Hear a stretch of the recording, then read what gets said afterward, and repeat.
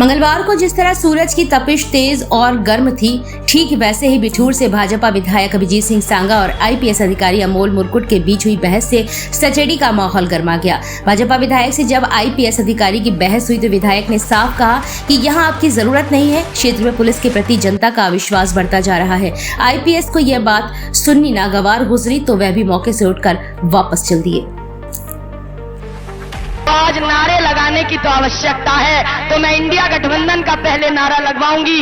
दोनों हाथ खड़े करके नारा लगा देना, इंडिया गठबंधन जिंदाबाद,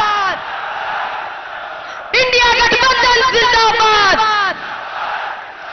अखिलेश यादव जिंदाबाद, अखिलेश यादव जिंदाबाद, राहुल गांधी जिंदाबाद, राहुल गांधी जिंदाबाद। अब ये जिंदाबाद के नारों की आवाज तो ये बता रही है कि इंडिया गठबंधन की सरकार बनने जा रही है। झांसी में प्रदीप जैन आदित्य जी सांसद बनने जा रहे हैं। मैं तो ये कह रही हूं, देखिए मैं तो यही कह रही हूं आपसे कि मैं तो हमेशा कहती हूं कि ये भाजपा चुनाव आते ही भाजपा में जाति और धर्म को धंधा बनाने के सब प्रबंध हो जाते हैं और सत्ता की कुर्चन चाटने के लिए तो भाजपा में कुछ नेवलों के भी सांपों से संबंध हो जाते हैं।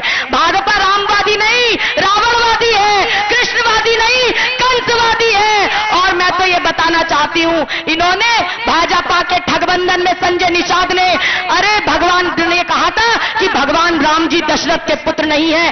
भगवान राम जी की माता कौशल्या के सतीत्व पर प्रश्न उठाने वाले संजय निषाद जी को भाजपा ने योगी मंत्रिमंडल में कैबिनेट मंत्री बनाया, आज तक मंत्रिमंडल पद से नहीं हटाया। भाजपा के नरेश अग्रवाल ने राज्यसभा में अरे भगवान राम जी की तुलना रम से की, माता सीता की तुलना शराब से की। उसके बाद भी नरेश अग्रवाल जी को राज्यसभा भाजपा ने पहुंचाया, उनके बेटे को उत्तर प्रदेश के मंत्रिमंडल में शामिल कराया।